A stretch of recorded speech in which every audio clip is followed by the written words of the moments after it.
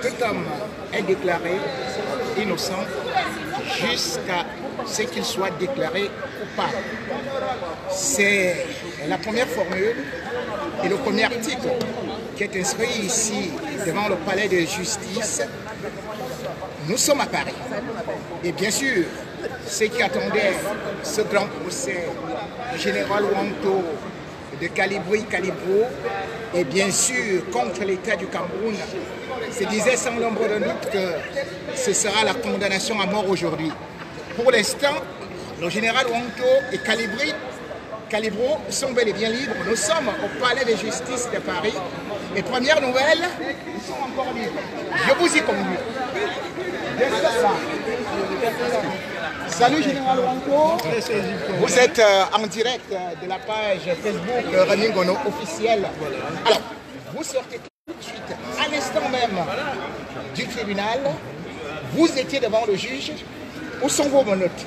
Alors, j'ai envie de dire qu'effectivement, s'il devait avoir mes notes, peut-être que ça aurait pu être dans le sens inverse. Parce que, voyez-vous, l'État du Cameroun, le régime illégitime de Yaoundé a déposé une plainte contre des honnêtes gens, des honnêtes citoyens, qui est humaniste en plus, qui se sont retrouvés dans l'ambassade du Cameroun un certain 26 janvier 2019 pour réclamer haut et fort leur mécontentement suite à la boucherie au carnage qui avait eu lieu au Cameroun. Et donc l'État du Cameroun a cru devoir intenter un procès, a cru devoir rester en justice contre ces honnêtes gens. Nous sommes venus aujourd'hui devant le juge. Le procès s'est ouvert, mais malheureusement vite se refermer. Parce qu'il y a certains conseils qui ont demandé que le procès soit reporté et il a été reporté à la date du 20 novembre 2020, bien sûr contre toute attente. Et j'ai envie de dire que ça m'a laissé un petit goût amer parce que je pensais pouvoir rentrer dans le fond et que le procès de l'État, le procès du régime dictatorial du Cameroun commence tout de suite. Mais malheureusement, je vais devoir prendre mon mal en patience et on attendra le 20 novembre 2020. Mais d'ici là, ce n'est pas pour dire que nous allons rentrer à la maison dormir sur nos lauriers, non. D'ici là, il faudrait que les combattants, le peuple camerounais continue de s'assumer, continue de prendre son destin en main. Pourquoi pas? Pour que le 20 novembre, ce soit peut-être le procès du nouveau pouvoir contre nous. À ce moment-là, ce serait une fraternité totale ce jour-là. Pour le peuple camerounais qui est en train de te regarder actuellement, Général Wanto, est-ce que tu peux faire presque un résumé de ce que l'État du Cameroun vous reproche concrètement? Qu'est-ce qui est dans le dossier? Pourquoi vous vous retrouvez ici au tribunal? Alors, mon cher J-Point, pour mieux éclairer la lanterne du peuple camerounais, on va, n'est-ce pas, commencer par le commencement. Dans un premier temps, à la suite de la prise de l'ambassade, la prise pacifique de l'ambassade, l'État du Cameroun a saisi la justice en développant un certain nombre de griefs, au rang desquels il y avait vandalisme, association de malfaiteurs, vol aggravé, dégradation de biens et beaucoup d'autres griefs. Et nous sommes passés devant l'enquêteur et au sortir de l'audition, les multiples auditions, l'enquêteur n'a pu devoir retenir qu'un seul grief, à savoir la dégradation du mobilier aux dépens de l'ambassade du Cameroun. Donc voilà le grief pour lequel nous nous présentons devant le juge aujourd'hui. Donc attends. Soyons clairs. C'est-à-dire l'État du Cameroun qui quand même vous a dit que vous avez forcé les coffres-forts. J'imagine que vous êtes revenu avec les 70 000 euros ou 700 000 euros.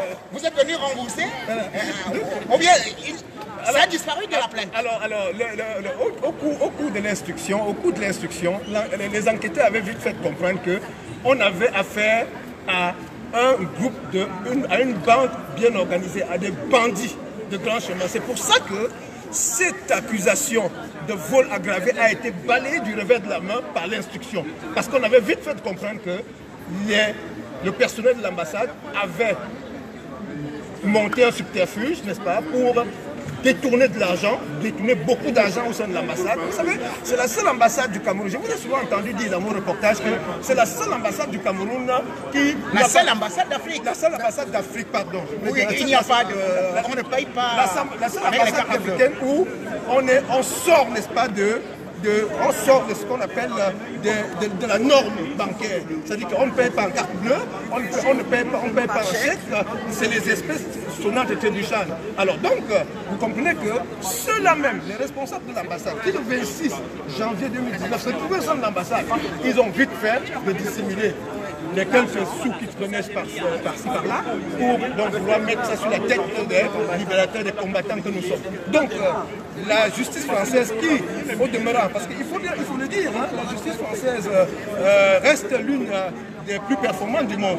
Ouais. Alors donc l'instruction a permis de rapidement comprendre qu'on avait affaire à une bande organisée, à une bande de voyous. Et alors où je vous parle, vous le disiez encore dernièrement dans une de vos sorties, alors où je vous parle, l'ambassade du Cameroun, tout le personnel qui à l'époque y travaillait a été viré. Donc au jour d'aujourd'hui, je ne sais pas qui sera là pour effectivement pouvoir soutenir encore cette plainte-là ou bien ce grief-là qu'ils avaient cru. Et justement, l'État du Cameroun était représenté par qui? Alors, l'État du Cameroun, d'après ce qu'on m'a laissé entendre, a fait venir 2 experts du Cameroun, encore des dépenses faramineuses, des gens qui sont en mission pour grappiller des sous, les sous que le peuple n'a même plus.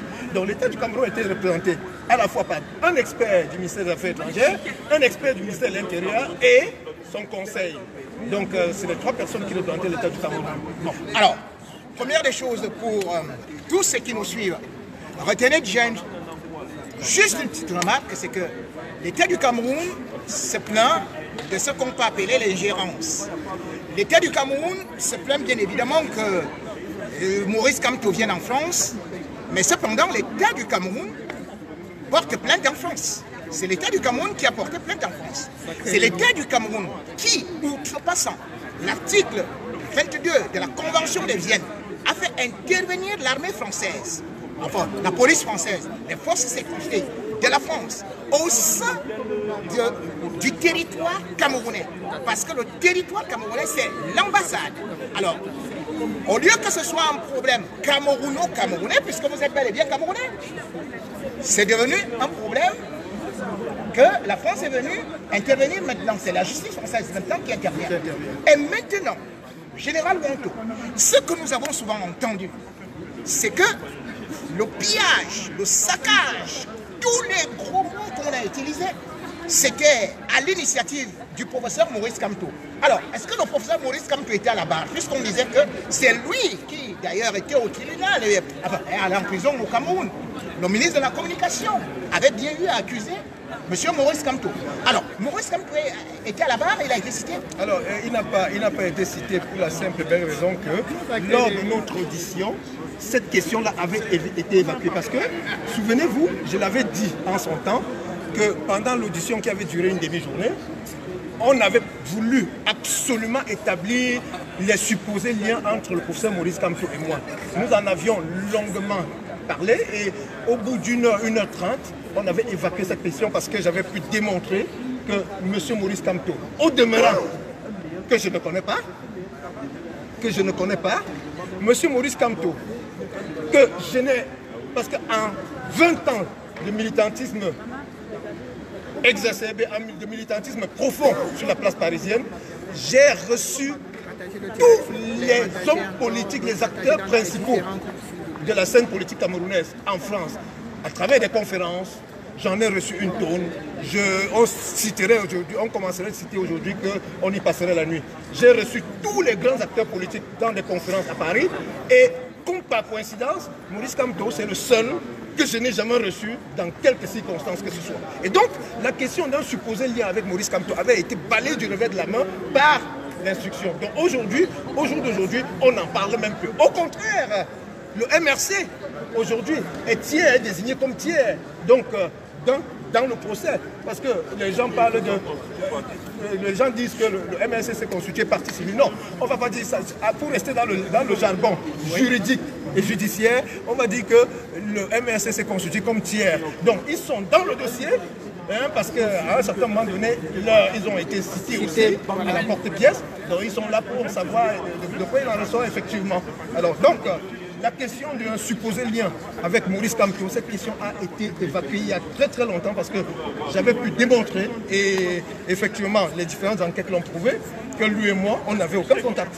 Donc maintenant, le procès étant renvoyé, est-ce que vous entreprenez toujours d'autres initiatives contre l'ambassade du Cameroun ou contre les représentations diplomatiques? Monsieur J. vous faites bien de le souligner parce que j'étais en train de dire au sortir de cette salle d'audience, je disais au peuple camerounais qui nous soutient, qui nous porte dans son cœur, je disais au peuple camerounais que en aucun cas, un éventuel procès ne devrait nous ralentir dans la lutte que nous menons. Donc, les actions, le combat doit s'intensifier. Parce qu'il est question, même au meilleur des cas, que le 20 novembre, date du report du procès, que ce soit peut-être un nouveau régime contre nous. Ça nous arrangerait beaucoup plus. Donc, il est question que nous intensifions le combat. Et je vais dire pour votre gouverneur, je vais dire pour votre gouverneur que moi qui vous parle en tant que réfugié politique, j'aurais pu refuser de comparaître. Expliquez-vous. J'aurais pu refuser de comparaître. Pourquoi? Parce que je suis réfugié politique en France. Je me suis rendu dans l'ambassade du Cameroun, qui est un territoire où je suis supposé ne pas y aller.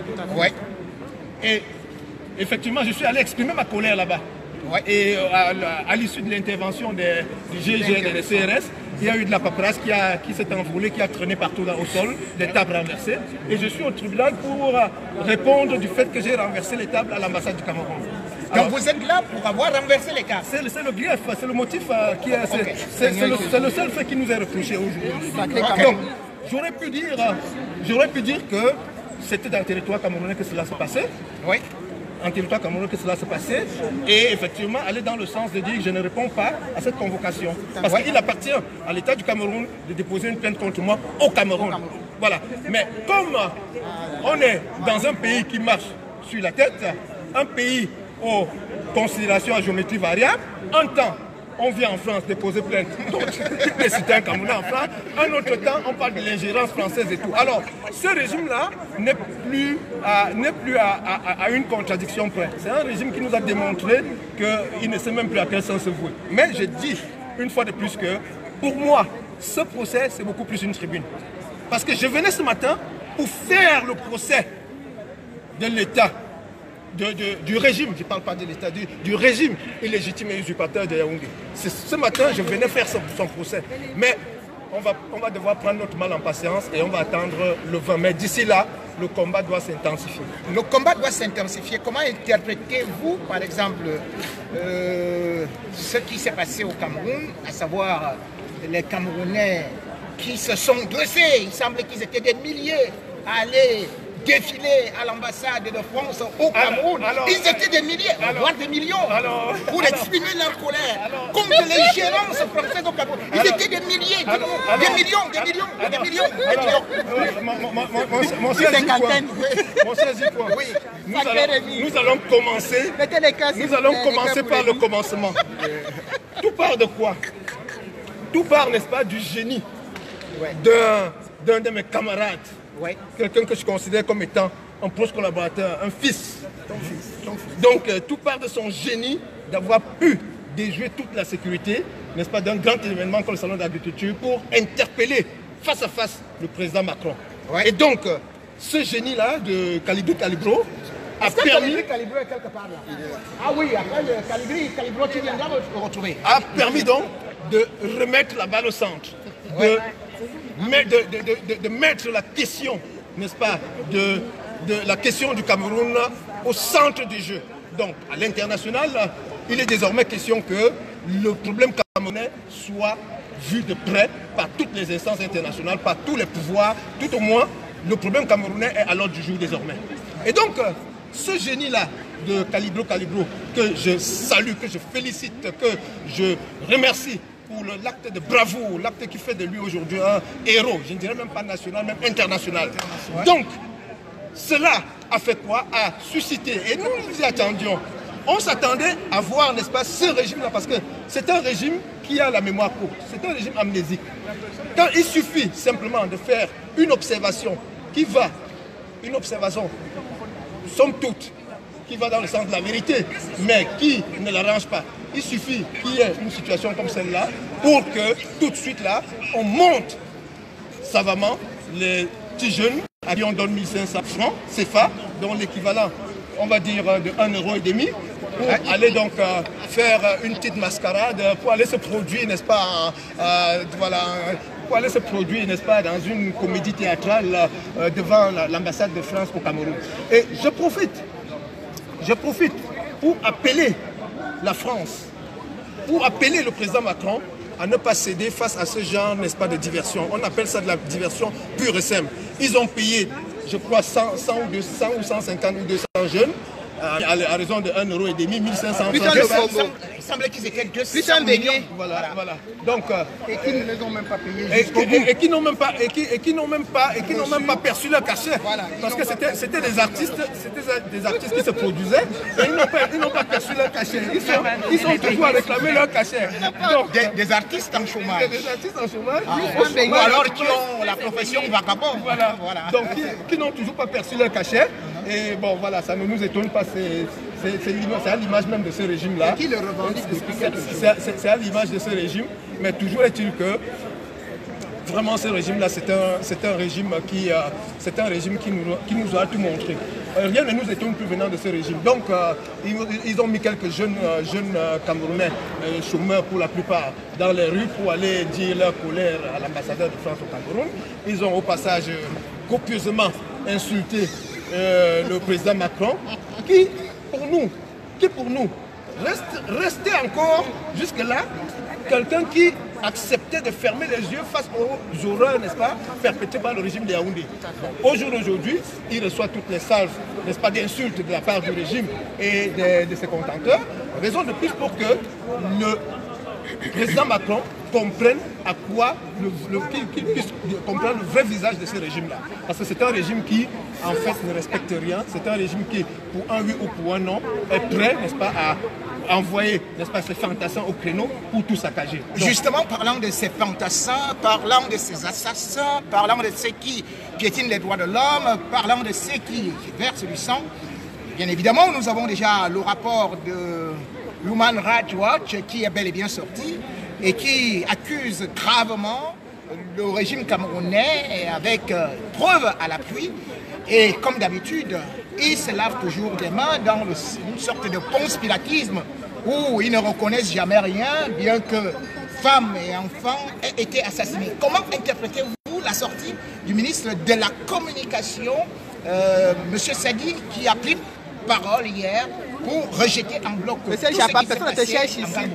Alors, le drame de Garbo, vous savez, nous étions devant l'ambassade du Cameroun la semaine dernière, le vendredi dernier, il y a cela très exactement 7 jours, pour déposer des gestes de fleurs, allumer des sièges, des bougies, n'est-ce pas, pour rendre hommage à ces enfants, n'est-ce pas, calcinés sciemment dans cette tragédie de Garbo. Bon, je profite de plus pour m'incliner devant la mémoire de tout cela et pour dire que je ne suis pas là pour récupérer ces tueries-là à des fins politiques. Je suis là simplement pour m'indigner. Alors, que moi, simple citoyen camerounais, que je m'en indigne parce qu'il y a des enfants qui sont morts, parfois une femme enceinte qui est décédée, calcinée, et que je vois en face de moi un régime avec soi-disant son porte-parole qui essaye de profaner une fois de plus, parce que ce que le porte-parole, le ministre a fait, c'est une espèce de, c'est une forme de profanation. Il profane la mémoire de ces enfants qui sont décédés, parce que il n'est plus, qui sont tués, qui sont assassinés, qui ont été atrocement assassinés, qui sont morts, n'est-ce pas, calcinés par un feu allumé par les forces armées, parce que c'est le cas de le dire. Alors qu'un porte-parole d'un gouvernement viennent aujourd'hui essayer de nier, n'est-ce pas, la véracité, nier les faits. Moi, je trouve que c'est tuer une fois de plus ces enfants qui ont été déjà atrocement assassinés. Et je dis, monsieur le porte-parole du gouvernement, ce n'est pas à votre honneur de le faire, s'il vous plaît. Respectez au moins la mémoire de ces enfants qui ont été atrocement, n'est-ce pas, tués. Respectez la mémoire de ces gens-là. C'est la moindre des choses. À tous ceux qui sont là, je m'en vais maintenant donc voir quelqu'un. Je m'en vais de ce pas voir le Malien, le Sénégalais, parce qu'entre-temps, nous sommes ici avec les Chinois, les sans-papiers, qui veulent déstabiliser le Cameroun. Alors, monsieur le Malien, monsieur le Sénégalais, monsieur le Nigérien. Ah oui, voilà. Calibri, on vous applaudissez pour lui. Pour une fois, mesdames, mesdemoiselles et messieurs, vous pouvez le constater. Voici, par le panafricanisme, un monsieur qui est non seulement camerounais, revendique aussi ses origines qui peuvent être sénégalaises, parce que nous sommes dans la plurinationalité aujourd'hui. Le monde évolue. Ce qui disait que lui, il n'est pas camerounais, alors qu'il a tout fait pour non seulement le Cameroun, pour qu'on parle du Cameroun, mais également a fait qu'aujourd'hui, le drame de Ngarou, le drame du peuple camerounais, soit reconnu dans le monde entier. Il doit être salué. Parce que vous le savez, nous sommes en France, pays où Nicolas Sarkozy, de son vrai nom, Paul Nicolas Sarkozy Nagui de Boksa, venant de la Hongrie, est devenu chef d'État. On n'a jamais dit ici en France que Nicolas Sarkozy n'est pas français. Je voudrais bien dire que nous sommes ici en France et nous sommes bien évidemment dans des milieux les plus crus, les plus hits, les plus hautes, à savoir par exemple les États-Unis, où Barack Obama a été chef d'État, a été président aux États-Unis. Il venait pourtant, son père était kenyan. On n'a jamais dit aux États-Unis que Barack Obama n'était pas américain. Au Cameroun, voici un monsieur qui revendique sa camerounité. Voici un monsieur qui s'est battu pour le Cameroun. Voici un monsieur qui est considéré comme un héros, qui a réussi, bien évidemment, à interpeller monsieur Emmanuel Macron avec courage, beaucoup de respect, et qui, aujourd'hui, est encore là, au lieu qu'on puisse débattre sur ce qu'il a eu à soumettre. Eh bien, aujourd'hui, on répond à Calibri Calibro. Calibri Calibro, pourquoi tu te retrouves au tribunal aujourd'hui donc? Je me retrouve au tribunal pour les faits que vous connaissez tous. Non, pas pour ça. Je me retrouve au tribunal parce que le Cameroun m'a porté plainte. Je suis malien et je n'ai pas le droit de parler du Cameroun. Ah là, vous étiez malien. Ouais. Mais il m'a porté plainte parce que je suis malien, je n'ai pas le droit de parler des problèmes des Camerounais. Être Camerounais, ce n'est pas un papier, ce n'est pas une carte d'identité. Non, être Camerounais, c'est d'abord aimer le Cameroun dans son cœur. Et tous ceux qui aiment le Cameroun dans leur cœur, et pas le monde, blanc, noir, jaune, métis, ce sont des Camerounais. Et s'ils peuvent entendre, et puis s'ils peuvent écouter ça et comprendre ça, assimiler cela, alors on va discuter. Le vrai problème qu'il faut parler, ce n'est pas la nationalité, c'est le problème de fond. Est-ce que les problèmes qui sont posés existent ou pas? Voilà les problèmes qu'il faut parler. Faut pas, la nationalité, tout viendra après. Mais les vrais problèmes, ce sont les problèmes de fond. Posons-nous les vraies questions. Y a-t-il un génocide au Cameroun ou pas? La preuve, le patron a dit je sais. Ouais. Est-ce qu'on peut en discuter? Tout à fait. C'est vrai. Alors, Calibri, Calibro, par rapport à tout ce qui est en train de se passer également,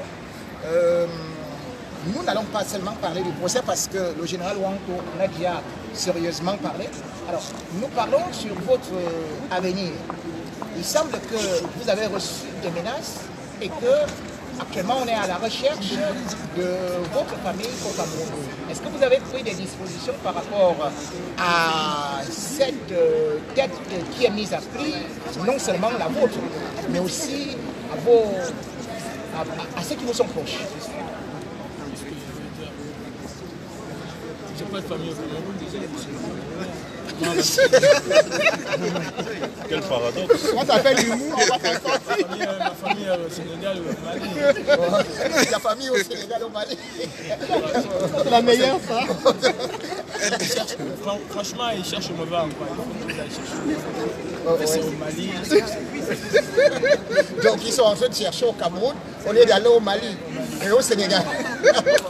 Alors, Kalibri Kalibro, maintenant est-ce que vous avez un message à adresser au peuple camerounais après avoir eu à faire tout ce qui aujourd'hui on peut dire soulever le véritable couvercle d'une marmite qui était quand même bouillonnante à l'intérieur et qui aujourd'hui est sur le plan international. Est-ce que vous avez un message fort à adresser au peuple camerounais? Il n'y a qu'un seul message, il n'y a pas deux messages. Sortez, revendiquez-vous. Effectivement. C'est le seul message. Sortez. Navadez beaucoup, c'est le seul message. Sortez, revendiquez vos droits.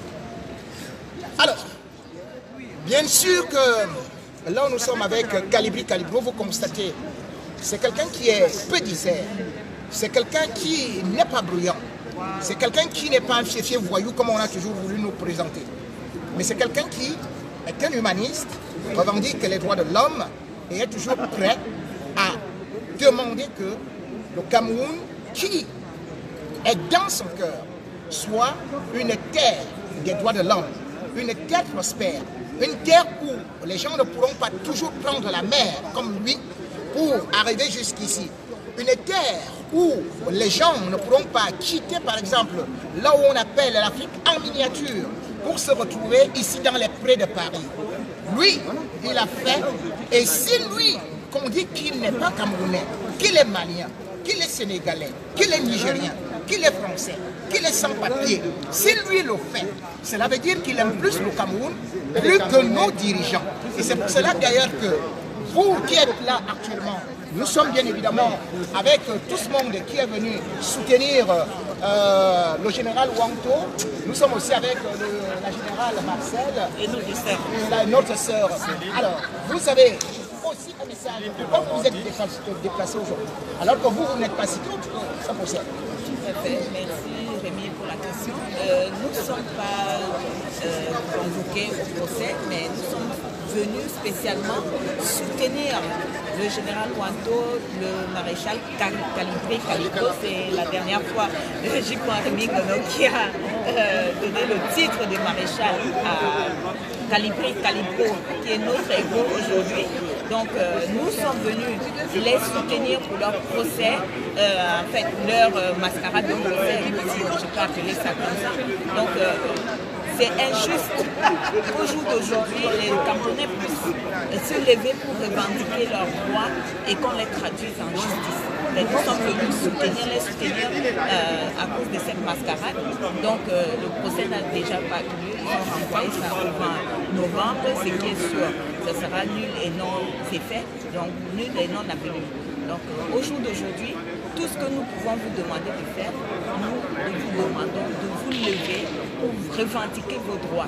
De quoi avons-nous peur? De quoi avez-vous peur? Arrêtons d'avoir peur.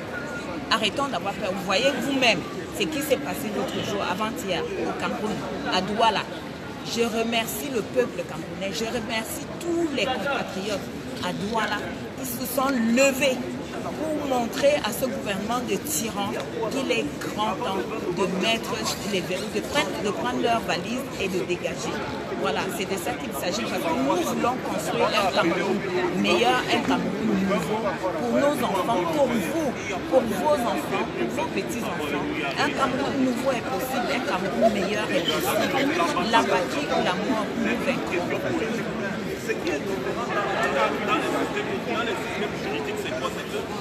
Alors, je suis ici avec une dame que vous ne connaissez pas trop bien, mais nous avons connu un véritable malheur par rapport aux Amazones.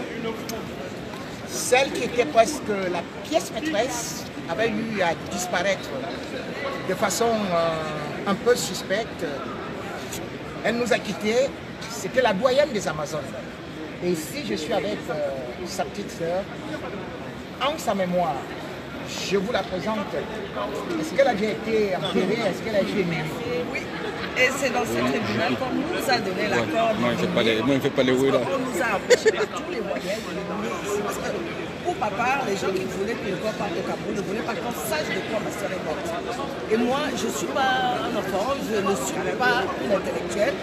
Ce que j'ai vu sur le sol dans la chambre de ma soeur, le liquide noir que j'ai vu de sa bouche, ce n'est pas une crise cardiaque, c'est rien. Les résultats sont là-haut, je ne les ai pas, je ne les ai toujours pas. Mais qui ne s'en passe pas, j'ai enlevé le liquide noir qu'il y avait sur le sol avec du coton. Je vais aller aux États-Unis, moi. Je vais demander qu'on cherche à savoir ce qu'il y avait dans ce liquide-là. Parce que d'aucuns, ma nièce peut me faire croire que c'est la crise cardiaque, elle avait le cancer. J'ai jamais vu un cancer qui pourra encore qu'on ne puisse pas embrasser quand on n'avait pas pu regarder le corps de ma soeur. Ma soeur n'était pas visible, c'était une femme masquée dans le cercueil. Ma soeur ne pouvait pas rester 2 minutes à côté de ma soeur. Et le jour où on allait l'enterrer, c'était le liquide qui traçait dans le cimetière. Et on veut me faire croire qu'elle est morte de mort naturelle, que sa vie était limitée. Je suis avec quelqu'un 7 jours sur 7, au téléphone, elle me dit pas que j'ai une maladie. Elle avait fait son check-up le mardi qui a précédé le samedi qui est décédée. Il n'y avait rien. Tout était nickel. Elle avait fait le check-up. Elle avait fait le check-up là. C'est-à-dire, check-up, c'est une femme qui prenait soin de sa santé. Elle a fait son check-up. Je l'ai appelée du travail parce que chaque midi, je prenais ma pause. On se faisait les comptes à de combat. Comme elle ne voulait pas faire ça, elle me dit, il va tout dire, c'est qu'il y a quelque chose de bien. Alors, ce jour-là, elle me dit, écoute, je suis en train de faire mon check-up. Je te rappelle le soir, je suis à l'hôpital Montsouris. Parce que c'est là qu'il y avait son médecin. Mais aujourd'hui, on me fait croire. Et on veut me faire avaler que je ne dois pas savoir de quoi est morte ma soeur. Et sa fille unique qui le dit et qui passe son temps sur les réseaux sociaux à salir ma soeur, a dit que ma soeur avait toutes sortes de maladies qu'elle n'avait pas. Donc je lui dis aujourd'hui par votre prière, je ne fais pas de live Facebook. Je ne fais pas de poste. Aujourd'hui, si j'ai eu le courage de partir, c'est parce que je suis là où on m'a permis de l'enterrer ici, de la garder ici. Elle peut aller la donner du temps de terrer à Melo Cameroun. Les traces peuvent disparaître, mais j'en ai. Alors, est-ce que vous pouvez décrire à ceux qui nous suivent actuellement en direct comment est-ce qu'on a découvert le corps de votre soeur et pourquoi est-ce que vous avez bloqué qu'elle n'aille pas, que la dépouille n'aille pas au Cameroun? Est-ce que vous pouvez nous décrire cet épisode-là? Comment est-ce qu'on a retrouvé le corps? Comment est-ce qu'elle est morte? Je crois qu'elle a dû sentir quelque chose cette nuit-là, parce qu'on a échangé cette nuit-là, mais par mail. Parce que chaque jour, si on ne se parlait pas, on s'échangeait par mail. Je devais l'appeler, mais je lui ai dit non. Nous, on n'a pas de pont. Comme on se retrouve à l'ambassade le samedi, je devais lui offrir le voyage des États-Unis. Le coup, machin, bref. Quand on l'a trouvée, elle était sur son canapé. Donc, elle devait être en train de faire quelque chose. Elle a senti quelque chose arriver. Elle voulait attraper le téléphone. Mais malheureusement, elle est tombée. Il n'y avait rien qui avait cogné la tête. Tout dit que c'est parce qu'elle a cogné la tête que le liquide est sorti. On nous a empêchés déjà de voir le corps. J'ai insisté, c'est ma nièce seule qui a d'abord vu le corps. Parce que logiquement, ici en France, comme c'était elle qui était la personne désignée à signer les choses, mais elle, ça faisait 6 mois qu'elle n'avait pas vu ma mère. Elle peut faire croire aux gens Qu'elle n'avait pas vu sa mère. sa mère. Donc elle ne s'entendait pas avec sa mère. Pas du tout. Même le jour où je suis partie, je suis désolée Nathalie, c'est toi qui l'as cherché. Et ça, il faut que le monde entier sache. Tu as voulu venir sur les réseaux sociaux. Tu vas assumer. Et tu vas rétablir la mémoire de ta mère. Si je l'ai laissé faire, c'est parce que ici en France, c'est les personnes les plus proches qui s'occupent de la personne morte. Oui. J'ai dit, mais monsieur, c'est moi qui peux vous dire si ma soeur était malade ou pas. Elle me dit, non, je suis sa fille. Je dis, ça me suffit pas d'être sa fille. Mes filles, là, elles sont plus ses filles que toi. Oui. Donc, parce qu'elle la voit tout le temps, elles connaissent ce qu'elle a, elles connaissent ses besoins. Bref, quand on est rentré, on l'avait déjà mise par terre, avec les liquides noirs par terre. Expliquez-moi, la France entière, Quel corps on a déjà gardé au médico-légal qui se déprécie en une journée, qui noircit, qui devient un charbon? Quel cancer peut foudroyer quelqu'un pour qu'elle devienne une dépouille qu'on ne peut même pas embrasser, qu'on ne peut même pas habiller? Ça me reste là parce que je n'ai pas pu habiller ma soeur. Je n'ai pas pu embrasser le corps de ma soeur. Le jour où je suis allée rendre visite au corps, on nous a dissuadé de ne pas rentrer. On nous a dit non, écoutez, le corps a déprécié naturellement. J'ai dit madame, attention à ce que vous me dites parce que ce n'est pas la première fois qu'on vient ici. On a perdu un enfant qui a sauté dans les rails à la Défense. Son corps a fait plus de 3 semaines au médico-légal. Quand on est allé faire notre levée du corps, le gars était, pour quelqu'un qui est tombé dans le truc, il devait être déprécié. Ouais. Il était intact. Ouais. On l'avait habillé, le garçon on avait l'impression qu'il allait parler, mais ma soeur n'a pas eu droit à ça. Elle n'a pas eu droit à ça. Alors, est-ce que votre nièce, c'est-à-dire que la Nathalie, c'est-à-dire que la fille de la doyenne des Amazones, est-ce qu'elle avait certaines acquaintances avec quelques gens du régime? J'en sais rien. Aujourd'hui, je me pose des questions. Parce que on est une grande famille. On est une très grande famille. La petite sœur de ma mère, qui était censée être notre mère, qui a élevé ma soeur, oui. On ne s'entendait plus parce qu'ils sont de l'autre côté, ils sont dans la mangeoire. Oui, ils sont dans la mangeoire. Oui, ils sont dans la mangeoire, je ne mens pas, ils sont dans la mangeoire et on ne se parlait plus. Nathalie même est allée chez eux, ils l'ont mise à la porte.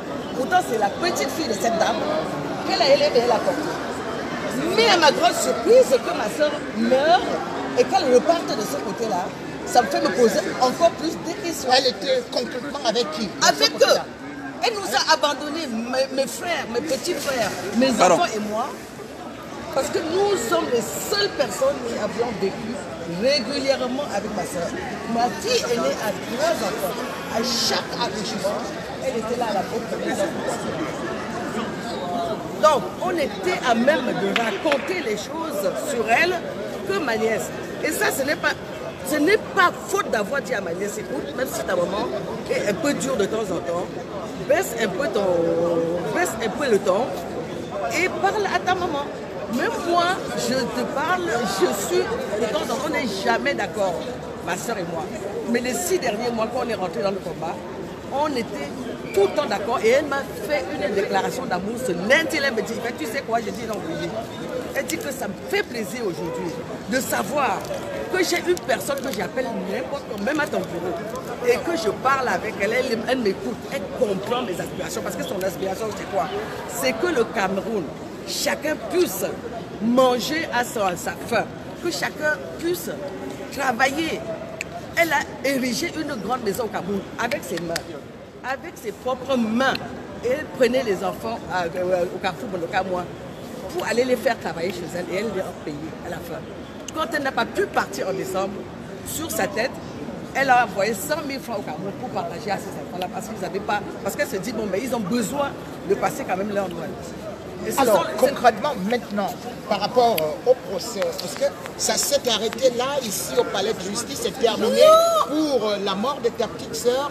Il n'y a pas eu de conclusion, il n'y a pas eu de résultat, il n'y a pas eu d'autopsie, il n'y a rien eu. Vous n'avez rien? Je n'ai rien. Tous les jours, j'appelle le tribunal. Il me dit, madame, écoutez, il y a beaucoup d'autopsies qui ne sont pas encore allées. Je dis, mais attendez, c'est quoi? C'est le dollar, c'est la queue de bœuf. Pour 6 mois, vous ne pouvez pas mettre de résultat. Oui, après tout à l'heure, je vais prendre maître tout de suite. Je finis avec elle. Oui. Moi, tout ce que je voulais, c'est que ce corps-là qu'on parle au Cameroun. Parce qu'il y avait des gens au Cameroun qui attendaient ce corps-là comme on attend un président. Ça, je ne vous mens pas. J'ai eu des échos. Tout le monde m'a appelé au Cameroun. Ne laisse pas venir le corps de ma fille. Ne laisse pas venir. Mais ma fille disait que non, elle est partie à l'ambassade. On a dit qu'on va la protéger. Qui? Chantal Biya protégée. Pourtant, Chantal Biya, c'est Chantal Biya là. Elle a ramassé les coquillages devant chez ma soeur quand elle avait le restaurant. Elle a mangé les coquillages, je dis les coquillages de la maison de ma soeur. Chantal Biya. Chantal Biya. Elle a vécu côte à côte avec ma soeur. Voilà, quand elle n'était pas encore femme de président. Avec sa mère, à Bonaprison. Quand elle est devenue, pour vous dire que ce n'est pas quelqu'un qui cherche à... Quand elle est devenue Madame Bia, elle aurait pu chercher à aller revoir ou à voir sa mère, mais elle ne l'a pas fait. Parce qu'elle aime rester là où elle est. Elle aime chercher avec ses mains et manger. C'est pas comme mes autres sœurs qui sont allées rester avec chacun. Et peut-être, je ne peux pas accuser quelqu'un, peut-être qui ont vendu ma sœur. Parce que moi... Vendu ta sœur. Moi, c'est ce que je dis. Parce que comment peut-on qu'on vienne au tribunal pour aller enterrer quelqu'un? Vous voulez l'amener au Cameroun. Le Cameroun qui ne l'aime pas. Le Cameroun qui ne l'aime pas. Elle a Cameroun, dit... quel combat? Quel combat? Et Elle a dit que tant que le président Paul Biya est au pouvoir, elle ne va pas au Cameroun. On a même dû remettre les funérailles de ma mère. Parce qu'elle disait, on va attendre le temps qu'on va attendre. On a attendu 10 ans, on peut attendre encore 5 ans. Quand Biya ne sera pas là, on va le faire. Mais on l'a prise avant. Et sa fille vient me dire qu'elle lui a dit. Et comment sa fille a su qu'elle est décédée? Comment elle a fait pour se retrouver la première? C'est pas elle qui était la première, je suis désolée. Oui. On était à l'ambassade, Sylvie et les autres étaient là. Elles allaient témoigner. Mes filles avaient pris toutes leurs amies blanches pour venir, pour lui faire plaisir, parce qu'on l'appelait MB. Ils sont sortis avec leurs enfants pour venir faire honneur à ma soeur dans son combat. Mais comme je ne la voyais pas, elle était toujours la première sur les lieux. J'ai posé la question à plusieurs personnes pour savoir si ma soeur n'était pas là. On m'a dit, d'autres, comme c'était une habitude, elle doit être quelque part en train de distribuer ses arachides. Ma fille vient, je lui pose la question, Nathalie, tu as eu ta maman depuis là parce que j'arrive pas à la voir. Ah non, ne m'embête pas, elle doit être dans ces associations. Non, ne t'inquiète pas, je n'ai pas. Je dis non, je dois m'inquiéter parce qu'on avait un rendez-vous ici. Si elle avait quelques problèmes aux associations, elle m'appellerait. Et ce n'est pas le cas. Quand elle doit venir à son combat, les associations attendent encore. Donc, on lui dit, on va descendre dans la maison voir. Elle dit, allez regarder, vous me dites, écoutez-moi bien. Elle m'a répondu, allez voir et vous m'appelez. Ma fille lui a dit, Nathalie, tu es malade ou tu n'es pas malade? Tu viens avec nous, c'est de ta mère dont il est question. On l'a tirée, elle était avec sa bière. Comme si elle allait à...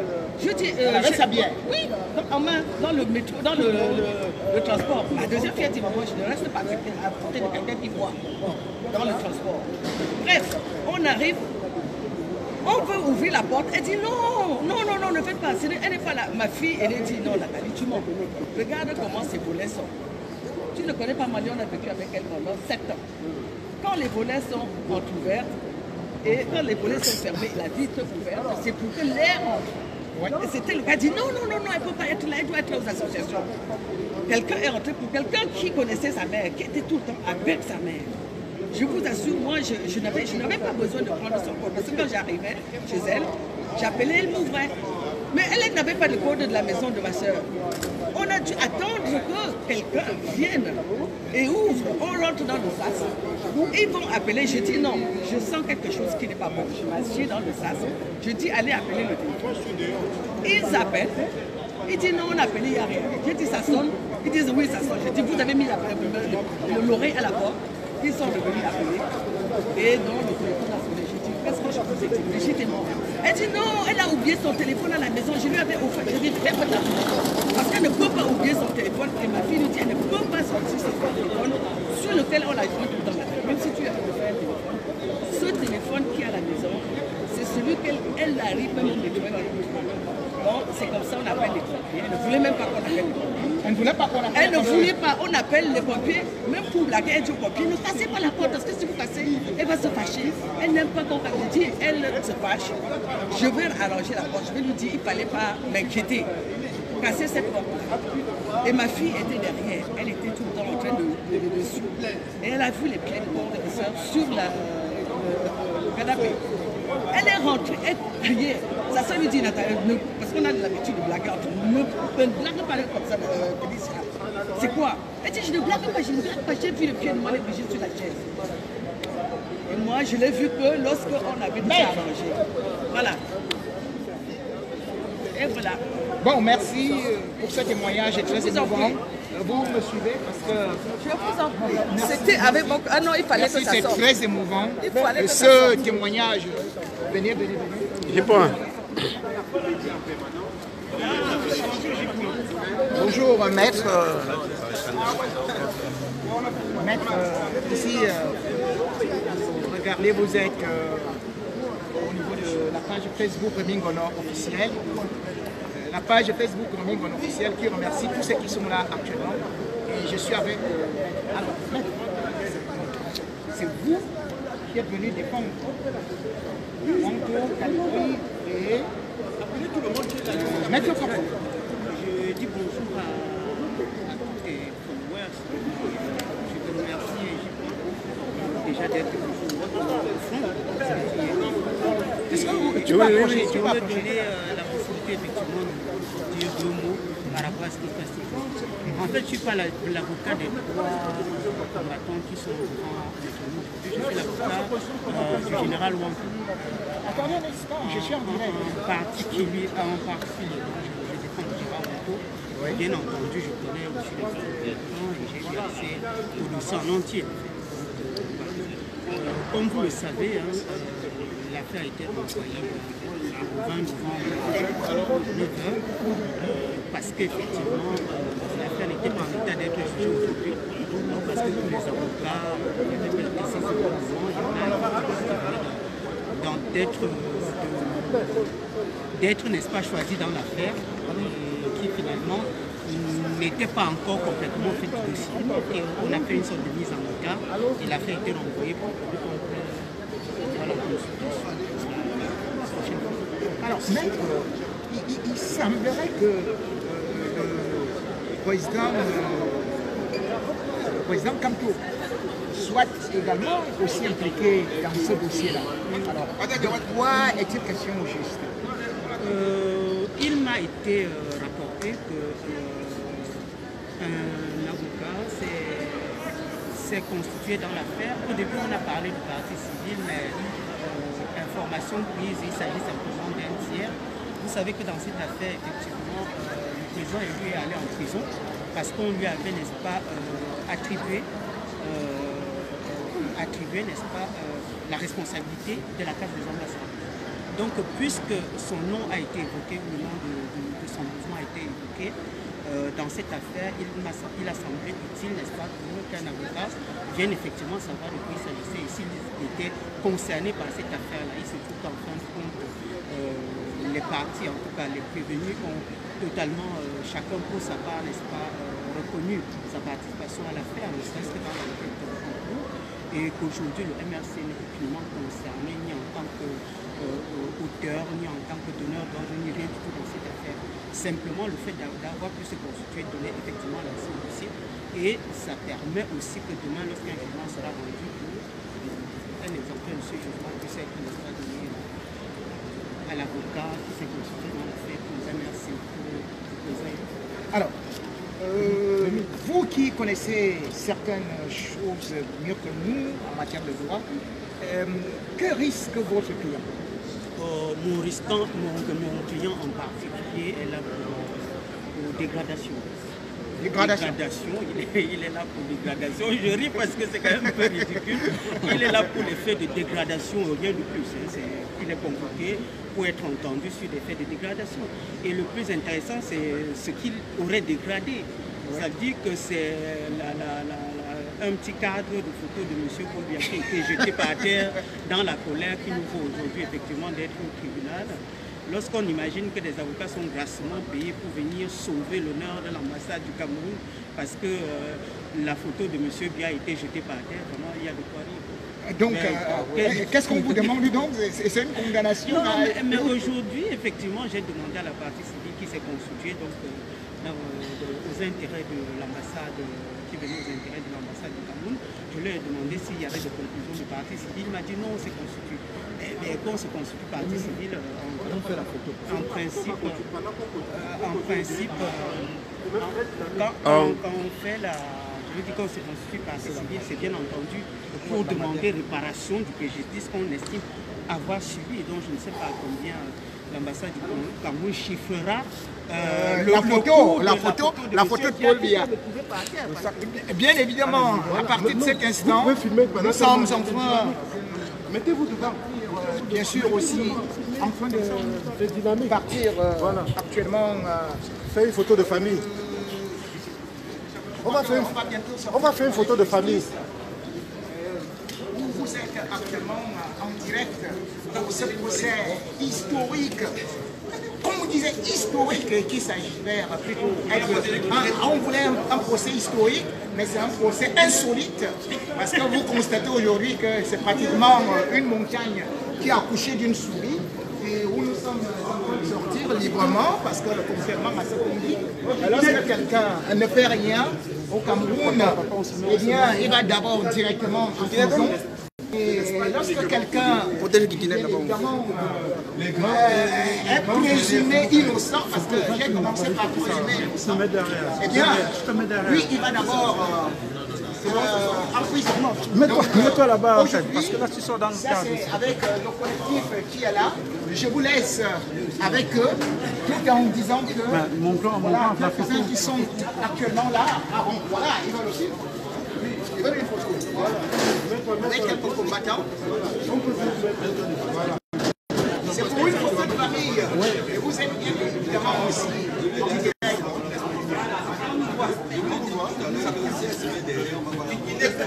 Il n'est pas payé pour ça.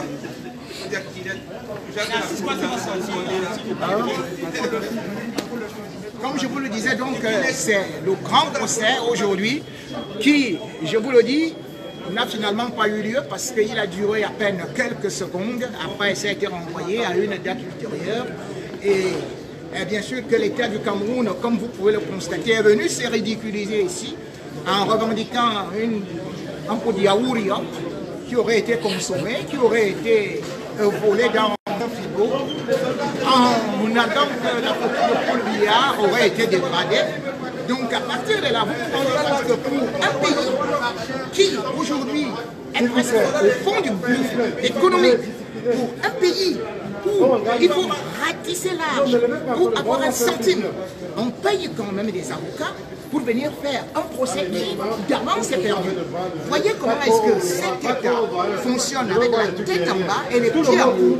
Donc ce qu'on peut déjà vous garantir, c'est que ni Calibro, ni le général Wanto ne seront nullement en prison, condamnés de quoi que ce soit. Bien au contraire, l'État du Cameroun, qui fait dans la diversion, risquerait plutôt avoir un autre procès qui serait intenté par le professeur Maurice Kamto. Parce que Maurice Kamto a été accusé, vilipendé devant l'opinion publique comme étant celui qui a cassé les ambassades de Paris, de Berlin et de partout dans le monde. Il se retrouve aujourd'hui que cela est complètement faux, parce que c'est prouvé, parce qu'on ne vous l'a pas dit au Cameroun, mais aujourd'hui il se trouve que l'État du Cameroun lui-même n'a pas porté plainte contre Maurice Kamto. Comment est-ce que vous ne portez pas plainte contre Maurice Kamto et vous vous permettez de raconter au Cameroun que c'est lui qui est l'instigateur? Donc aujourd'hui, nous sommes là en train de rentrer et la lutte continue. Vous voyez, il y a un Kikinet qui a appelé la police pour le garder. Kikinet, il a appelé la police pour le garder. Là, voilà. Kikinet. Les forces de sécurité sont là. Personne. Personne n'a été arrêté.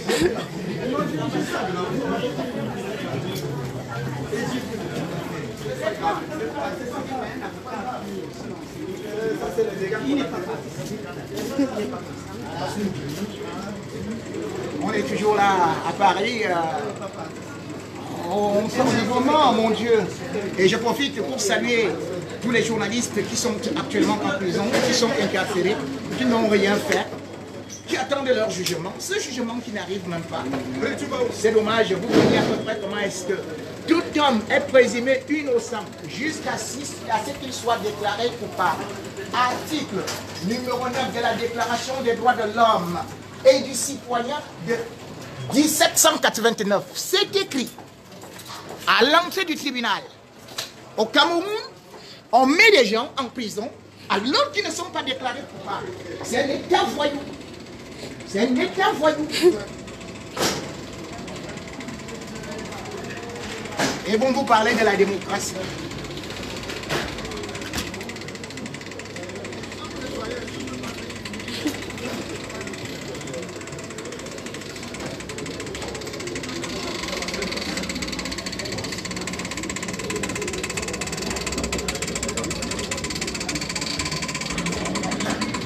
Et ici, nous sommes avec le doyen. Le doyen, vous avez été là pour ce procès, vous êtes toujours là. Moi, c'est vous qui dirigez un peu de tout. Vous parlez difficilement. Alors, est-ce que vous pouvez au moins déjà nous dire la nature de ce procès et un mot pour le peuple camerounais, ceux qui nous regardent actuellement? Merci J. Merci de me donner la parole en direct là pour parler au peuple camerounais. Par rapport au procès qui s'est passé aujourd'hui, je pense que nous sommes en train de voir la mascarade qui se voit directement au tribunal, c'est-à-dire que le procès n'a pas pu avoir lieu et n'aura même pas lieu, même si on a repoussé le 20. On a repoussé le 20 novembre. Mais ce procès ne donnera absolument rien. Elle accouchera d'une petite souris, comme on dit. Et ça, c'est uniquement parce qu'il n'y a rien derrière. Et le peuple camerounais aujourd'hui, la diaspora est en train de démontrer par A plus B que on s'est soulevé, pas pour une cause perdue. Si vous êtes sorti du tribunal, il va falloir sortir. Oui, on y va. Oui, vas-y.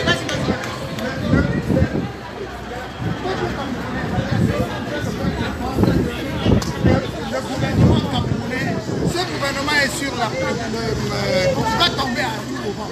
Il suffirait simplement que nous appuyons fort comme il faut pour faire tomber ce régime. Aujourd'hui, ils sont en sursis, merci. Aujourd'hui, ils sont en sursis.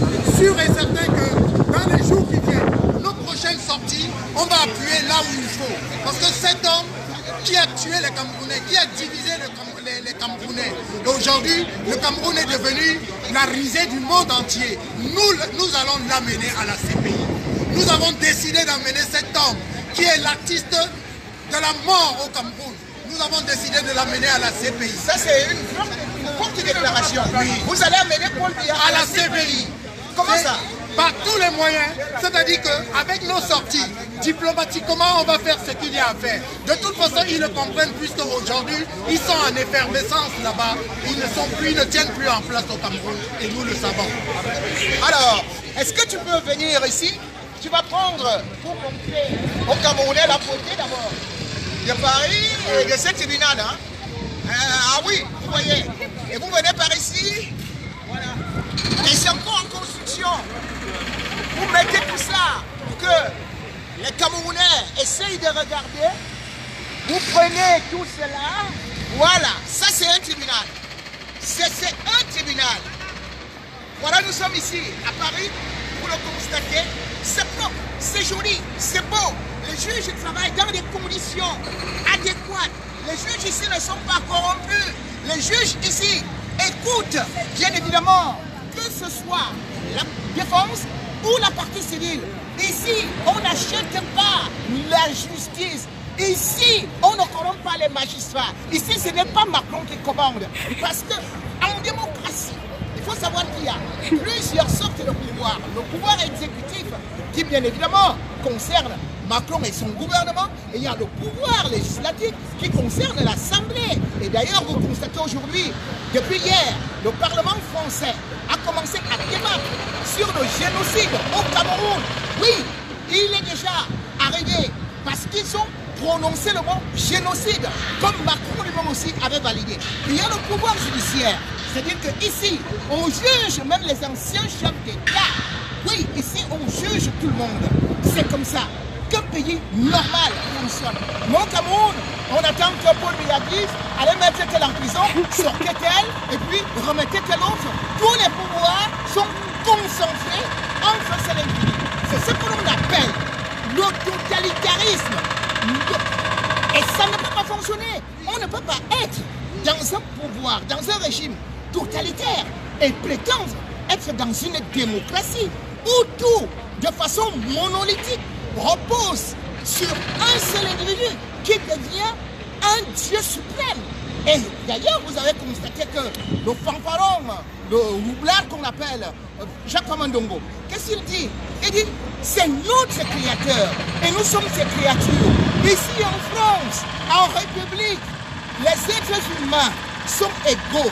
Il n'y a pas de créateur, il n'y a pas de créature, puisque pour nous autres, théistes traditionnels, pour nous autres croyants, nous savons que le créateur, c'est le Dieu suprême, et non Paul Biya. Paul Biya ne m'a pas créé. Paul Biya n'a jamais créé le Cameroun.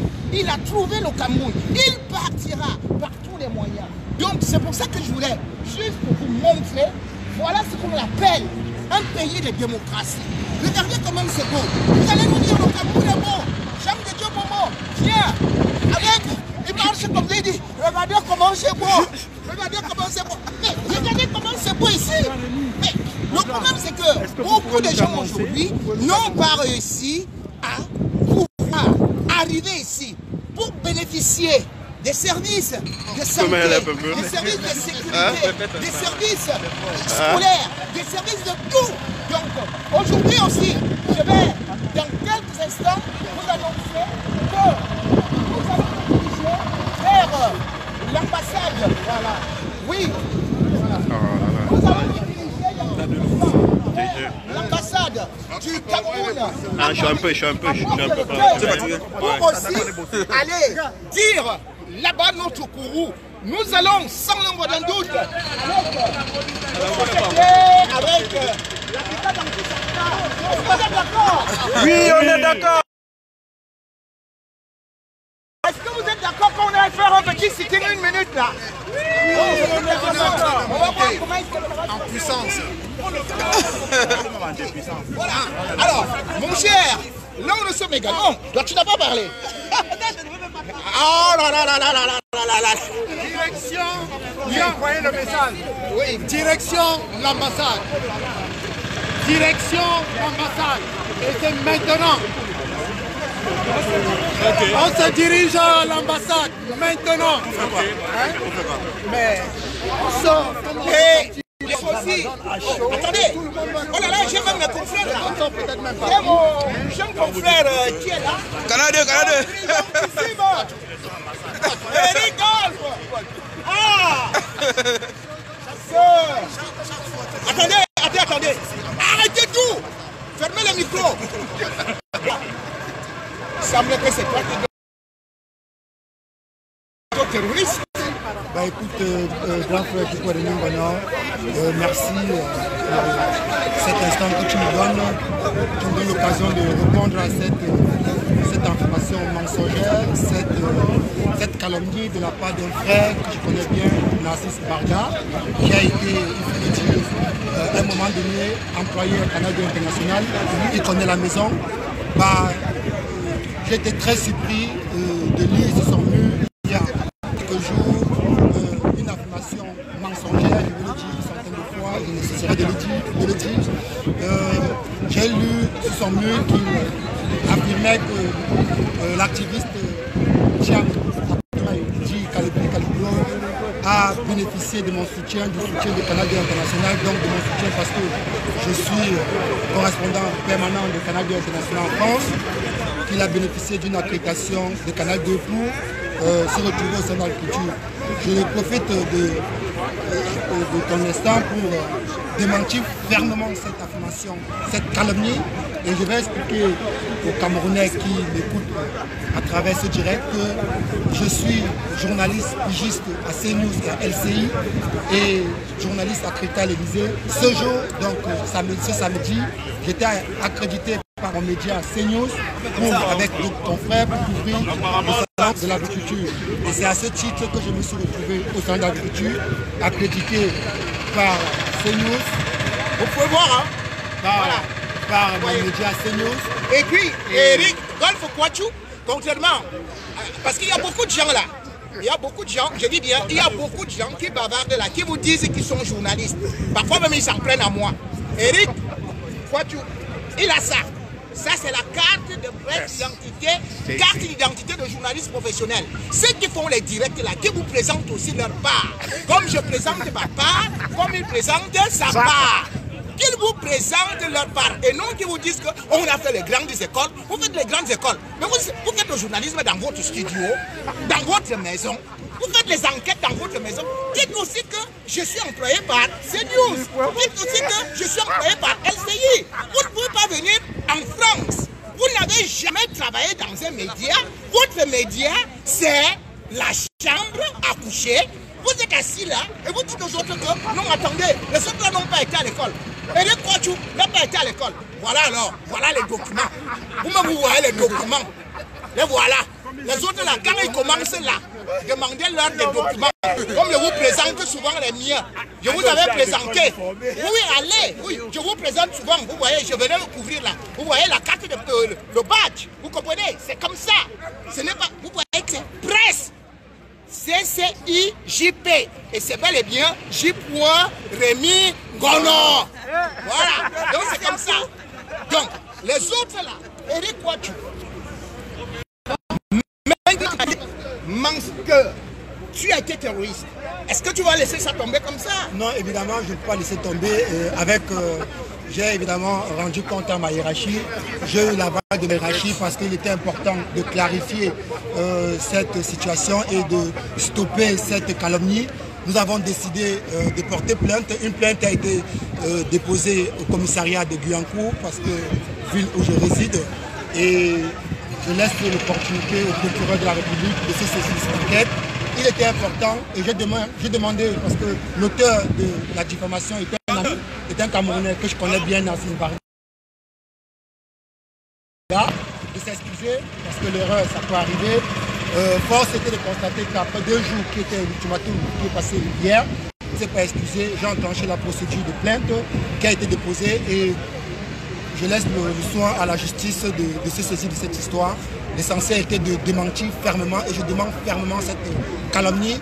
Le centre d'agriculture est ouvert à tout le monde. Ça coûte 15 € l'entrée. Le jour de la visite du chef de l'État et de tous les autres, tout le monde peut payer son entrée et tout le monde peut interpeller le chef de l'État. D'ailleurs, il faut rappeler que Kalibé était la 5e personne à interpeller le chef de l'État français. Quand nous sommes arrivés, 15 minutes après que Macron soit arrivé au centre d'agriculture, il a été interpellé par un jeune agriculteur, à la suite par un gilet jaune, ainsi de suite. Le patron, l'un des chefs des gilets jaunes qui est connu, puisque les gilets jaunes avaient appelé à manifester, la préfecture de police avait émis l'interdiction de manifester. C'est comme ça que Éric Drouin a été interpellé 500 mètres, à 500 mètres du président Macron. Il n'a jamais été à côté du président Macron. Donc, Calibri, comme les autres, ont eu l'occasion de crier et que le chef d'État français est venu vers eux. Moi, j'avais une caméra et je suivais en direct pour CNews. Donc, je ne comprends en rien je ne comprends pas d'où vient cette affirmation de Nassim Barga. Et j'espère que la justice va se saisir de cette histoire pour que, enfin, la vérité soit faite. Canal International n'a jamais été accrédité, n'a jamais sollicité d'accréditation pour couvrir le centre d'agriculture 2020. Et je suis ici comme vous pour couvrir ce procès. J'étais là depuis 7 h du matin. Je vais faire le compte rendu à 19h30 à l'édition de notre journal. Les Camerounais auront le compte rendu de ce procès et c'est mon travail. Et le travail de notre jeune confrère également. Comment tu vas? Toi aussi tu fais le garçon comme moi. Il semble que tout Camerounais qui est clair de vous fait le garçon. Sauf Paul Biya. Parce que le père de Paul Biya était blanc. Mais il est normal qu'il soit blanc. Donc lui ne fait pas le garçon. Toi, moi, on fait le garçon. Alors, toi, pourquoi tu es venu ici, mon cher? Comment on se dit?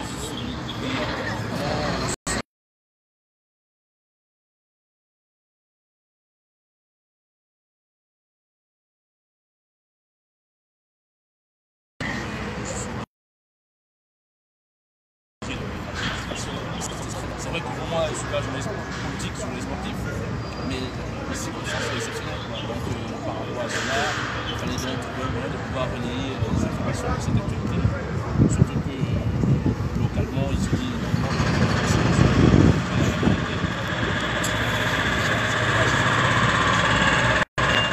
Merci. Alors, avec la bénédiction, l'aide d'Eric Golf, nous allons nous retrouver dans quelques instants. Je vous remercie d'avoir été J'espère que nous allons nous retrouver dans quelques instants parce qu'en même temps, j'ai encore beaucoup d'autres émissions à faire aujourd'hui en direct. Peut-être